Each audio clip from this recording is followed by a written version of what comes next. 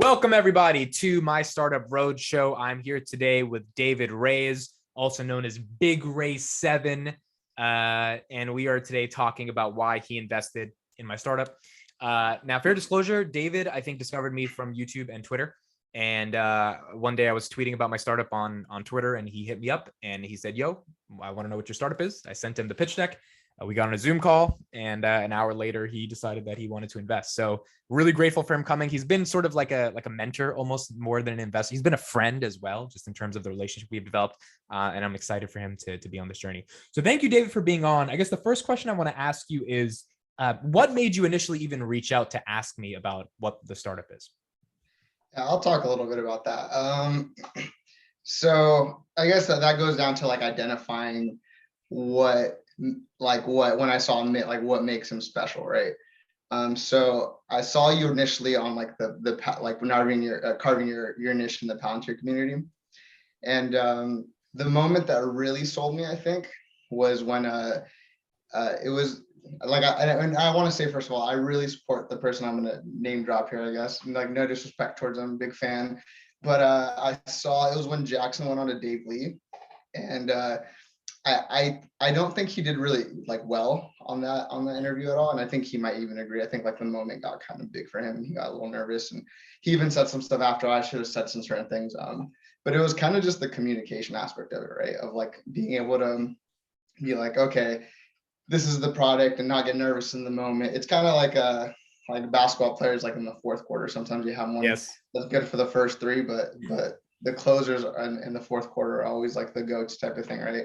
So I kind of saw that out of that, like someone that I don't think would like fold under the pressure and stuff like that. I'm like, so when I saw that, I was like, this guy is going to be really big for the Palantir community once it like takes off and stuff, right? So I was like, okay, this guy's interesting. Then I started watching more of your stuff, and I was like, okay, I like his approach to things, and I think he can get things done. So that's how I kind of, when you started talking about your startup, I reached out and I was like, all right, let me see what this is about. And then, do I know about the space enough, and do I like the space enough to approach it? Was the second aspect of that. Got it. Yeah, no, it makes a lot of sense. I think a lot of the investors, and this is why YouTube is such just a powerful tool, or any content discovery mechanism is so powerful, because a lot of the investors, we have one investor who's also a YouTuber, and he's purely investing because he saw my work ethic with posting Palantir content. So I started in November. I didn't even know the Palantir community was huge. I made a couple of videos. They got like a couple hundred views. I was like, oh, maybe people are interested in this. I already have 25,000 in the stock. Let me just make a couple more videos. And then I started realizing, wait, this is a community. And I started looking at who are the community leaders. And I went around, I was like, there's not that many people really articulating what the stock is. Probably because a lot of people don't know about the company, but also probably because a lot of people, I think, don't have the communication skills to really get it out there at scale. And then I just started pumping 4 or 5 videos a day, and it wasn't BS videos a day. It was like 4 or 5 unique different topics. And that's the dog in me. When I get obsessed with something, I kind of go all in and try to cover it from a bunch of different angles. And if it was BS, then people would just stop watching because it was just regurgitating stuff. So I think it started developing a niche community of people that cared about my communication skills. So one of the other investors who invested, he was just like, I just saw you going for it at that moment and trying to do something a little bit different. So I think that makes sense. And that led to us finding each other on Twitter. And then you kind of sort of found my content. And then it came down to why you thought of the idea. So then I send you the idea. Can you walk me through, we're building an algorithmic search engine that can curate audio content for consumers to get creators discovered. In a nutshell, what kind of compelled you about that idea, if anything, to invest in? So the space is like incredibly interesting to me because it's in the audio industry, right? So I'm a huge music fan, so I love music. I know you probably, maybe not as much. I've seen you say some weird things about music, like, oh, just shuffle it, or just like, who cares about it? Just YouTube. It's all the same formatting for me. But it's actually like not for me. Like, I've had Spotify Premium for over 5 years, probably approaching a decade. People who pay for Spotify Premium really do value their music. So yeah. Like it's gonna take a bit to tear me away from that, even like, because I also just got YouTube Premium. Because I watch so much YouTube, I was like, well, it makes just sense to save that time with the ads and everything, right? And not having to like, because I listen to it in like my pocket sometimes if I'm doing stuff around the house, I don't have a TV, to not have to pull it out and close it every time. Right.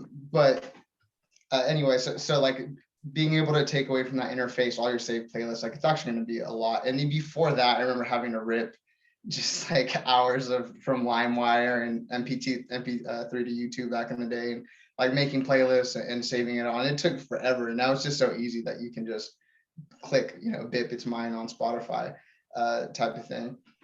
So that's the audio space. I recently started getting into the podcasting space.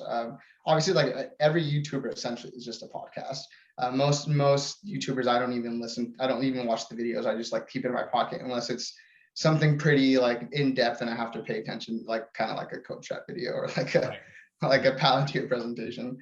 So I started delving kind of into the podcast space, and I think it has a lot of room to grow. Same thing with YouTube. It just a lot more space to continue penetrating markets, and people want to learn, I think, and that's a really big new kind of category that's open to everyone, just learning continuously all the time and just continuing and growing, and from different creators, from different things they want to learn. So I could start getting into a new hobby tomorrow, and there's going to be podcasts about it, there's going to be whatever about it, and I can just start learning this mass depth of things from experts. So that's kind of what interested me about the space so far. Yeah, I think the interesting thing about YouTube is like you can upload anything to the platform, and like it kind of lives on that platform, and it's like it's potentially discoverable.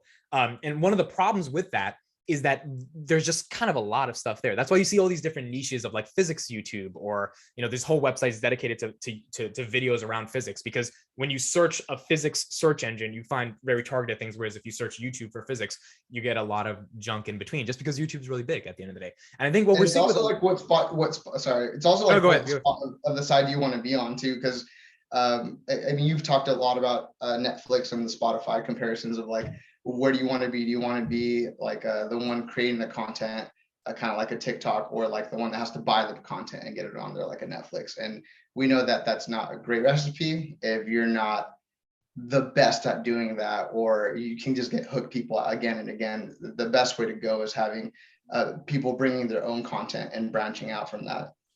Right. And that's the thing about YouTube. It's like everyone just puts their own content on this one place. But the problem we're seeing is that it's great for user generated content, but it's really crowded at the end of the day to stand out on the platform where there's 500 hours of video uploaded per minute. So like, I think the future is going to be, which is why we've seen some platforms emerge. Obviously, TikTok is the biggest, but like there are going to be subsidiaries of larger platforms and their niches that are platforms in and of themselves. Now, can those platforms survive? Can they gain network effects? Can they have the algorithmic curation that actually keeps consumers hooked? That's a question of execution.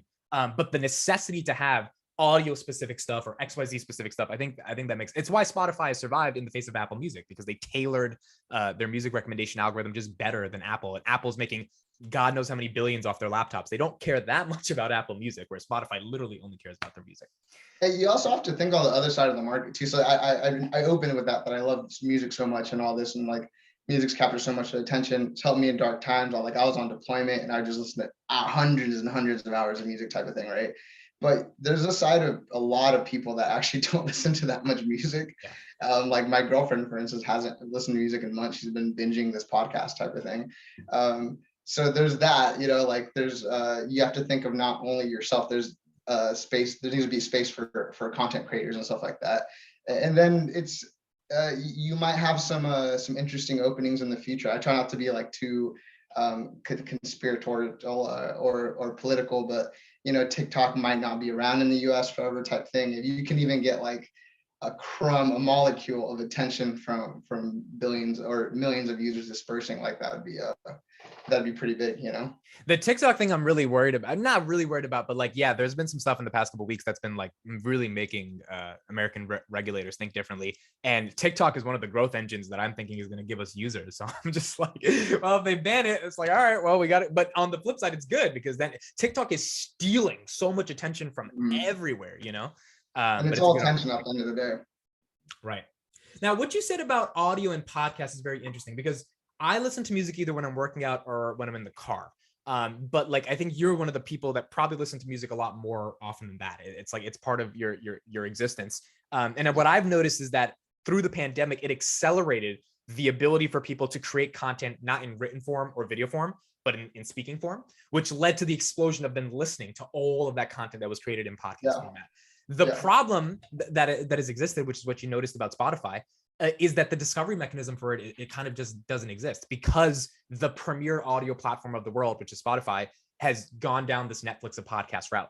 And I think that leaves a gap in the market space. And it's going to be a very interesting thing, because now it's a question of, can I communicate to the world, which means can we market effectively, that if they create content in audio format, whether it's music or spoken word, they have a chance to get it discovered on a platform that's actually giving them discovery. Can you speak to musicians and discovery? Like how is it harder for you to find new music on Spotify and stuff? And can you speak to kind of how you think discovery needs to be improved in general for audio? Yeah, so a little different for me, because I've always been like a hip hop head, and anyone who like delves into like the hip hop community, you know, like you always have your underground artist, and Yes. you always kind of want to be a step ahead of the curve. Yes. So you're not like, oh, you never heard of that dude? Like, that's, come on, you know, you don't, do you even listen to hip hop type of thing?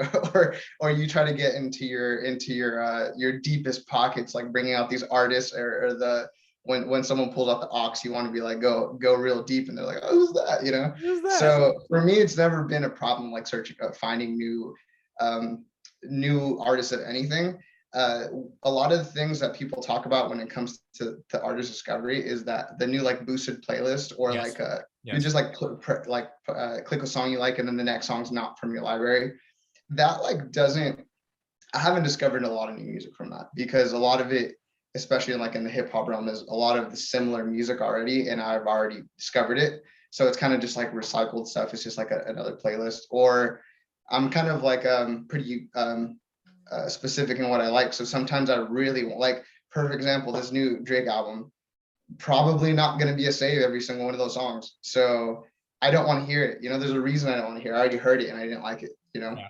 So it hasn't done much for me, but because I've always been like on, you know, looking for new music on YouTube, or now it's Twitter, where you can kind of find undiscovered artists or talk about in like the rap community or something, right? So the way I think of it is there has to be a feed at the end of the day. There has to be a feed that is centralized, millions of people in one place. And when you scroll through that feed, anything can pop up. The beautiful thing about Twitter and Instagram is whether it's a video, a tweet, a text, a photo, whatever, a meme, anything can pop up. And like anyone has the chance to get discovered in that feed. In YouTube, the feed is video. So like you got to have a video to pop up.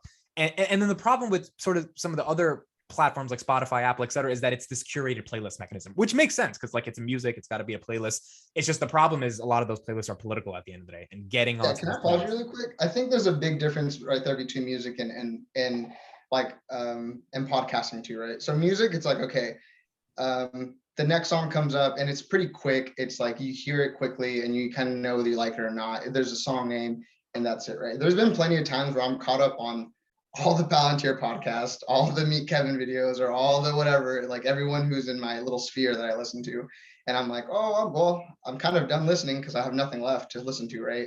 And that's kind of where it would be a perfect time to just the title to be like, why whatever stock, or why this philosophy is this. And that might catch my attention enough to be like, oh, let me click on that. And I actually want to see what that's about. Unlike music, where it's like, okay, this is playing, I just immediately don't like it. You can't really do that with a podcast. You have to give it 5-10 minutes, see if you think that person's knowledgeable, see if they can hook you, you know, type of thing. But you'll give it a more of a shot too.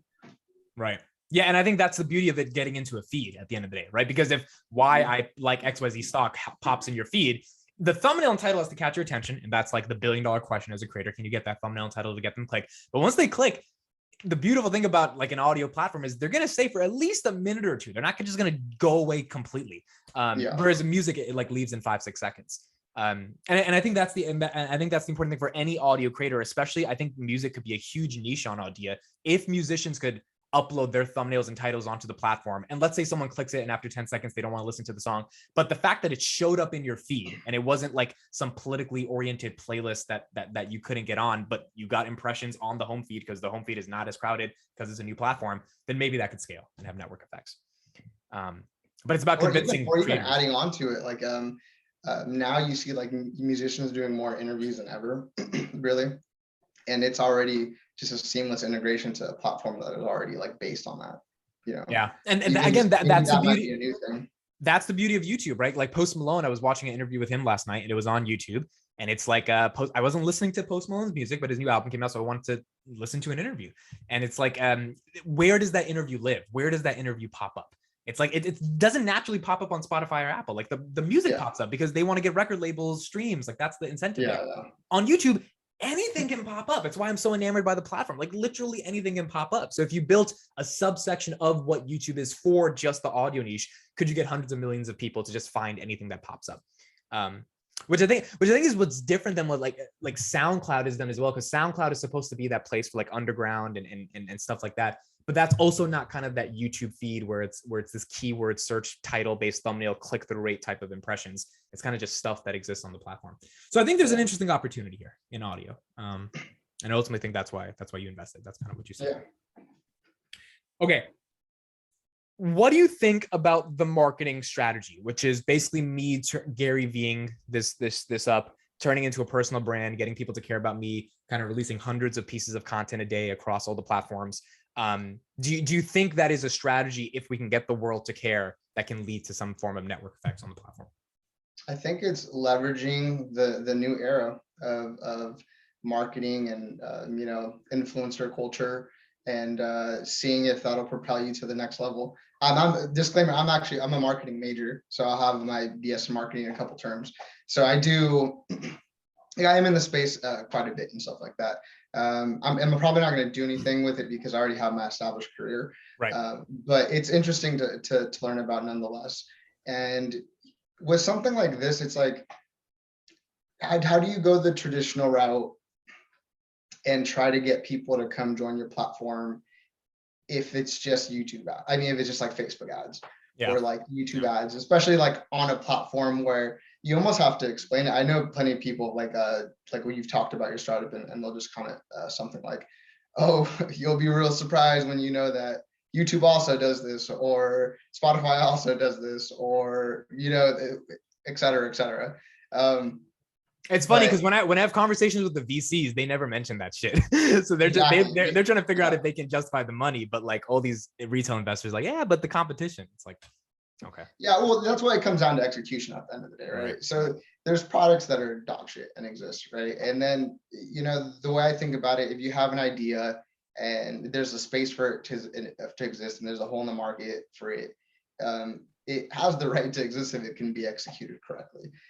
So the only reason it doesn't exist is because someone hasn't come along to execute it. I remember I've heard friends that are just like, oh yeah, I thought about Uber years before it existed. And it's like, yeah, but you were never going to be the person to execute it. So someone's probably going to say the same thing about something like this. Like, oh, I thought about that forever ago. Why didn't we have a space for podcasters to get their own content and stuff like that? Well, it's like, well, because you weren't the person to execute it. It was Amit that was going to execute it. So yeah, it's interesting. And just speaking on competition, I think like competition is so interesting because I've thought very, very deeply about it. I've analyzed it very deeply. I spent the past like year before we even really got started into it, really understanding the space. Because at the end of the day, if you like, I'm not going to compete with YouTube and make another video platform, right? That doesn't make any sense. Just like given the nature, like there's certain things you have to analyze. So you have to look at platforms that exist, and you're like, or like Spotify, make another music platform. You have to be like, what is the hole in the market space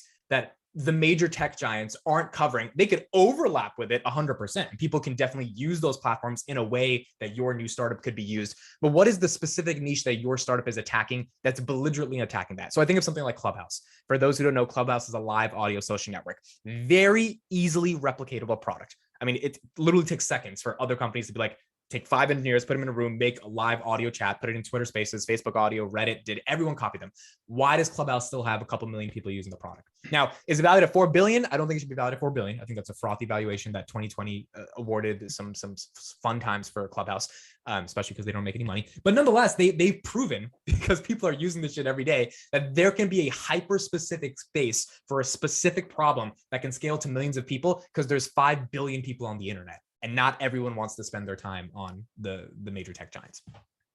And additionally, everyone wants another bit of attention. I think this is the thing we have going for us is like, why did so many people run to Clubhouse? Because everyone thought they would become the next Joe Rogan.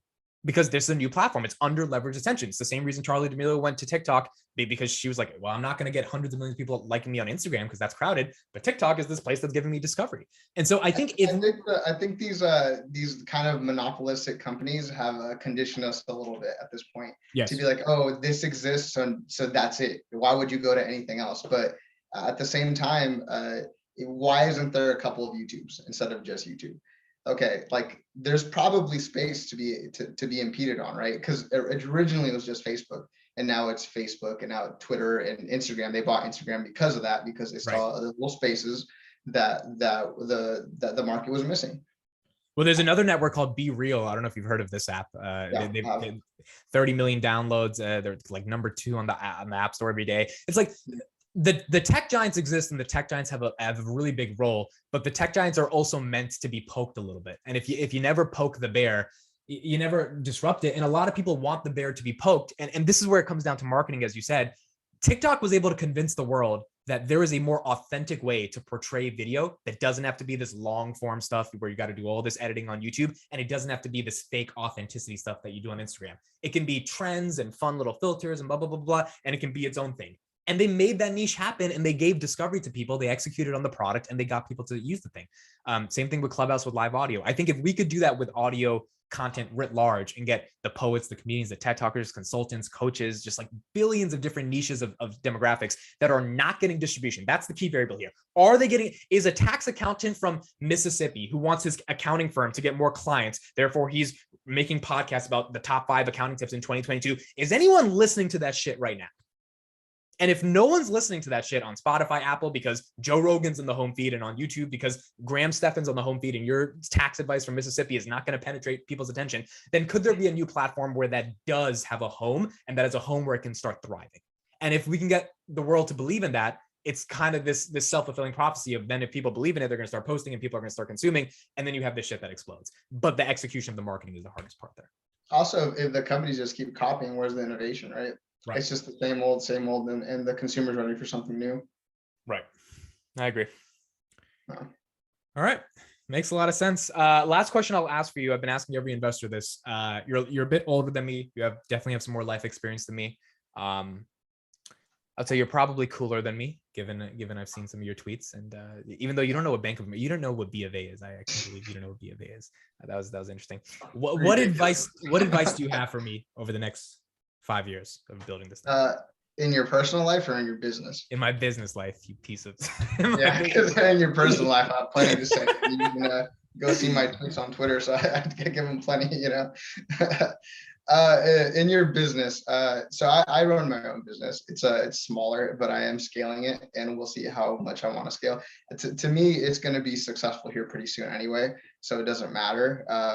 But it's kind of, do I want to continue to take that next step and turn it into a really big business? And it's just all about how much effort I want to do for that, but it's kind of secure. So mine's a little different because it's unique because I don't have to compete with other companies. I don't have to market. The income's secure, and it's steady, and it's consistent, and it's reliable. But even just to set it up, things are not going to go your way. So you have to just be adaptable. Like, I guarantee there's going to be so many things that you're like, that did not go how it was supposed to go. And you just have to, over the past couple of weeks, right? Yeah, adjust the path, figure out how to solve the problem in front of you. Just because a problem exists, that means that there's a solution that exists. That doesn't mean that you're going to like the solution. That doesn't mean it's the solution that you need, but there is a solution. So find the best way to execute it. That'd be my best business advice for you. Got it. Thank you very much, David. It means the world to me. I'm happy you're on this journey. I'm glad you're on this journey. It's going to be a fun couple of years of us trying to do this thing. And I know you're going to be supporting all the way. You're going to be a mentor if I ever need any help. So it really means the world to me. And yeah, hopefully I make you rich in the next 5-6 years. And if I don't, well, it'll be a fun story to be like, hey, remember when you lost all your money betting on me? So I'm already rich, man. I just want to be rich. Love it. Love it. All right, man. Thank you so much. I'll talk to you next time. Yeah.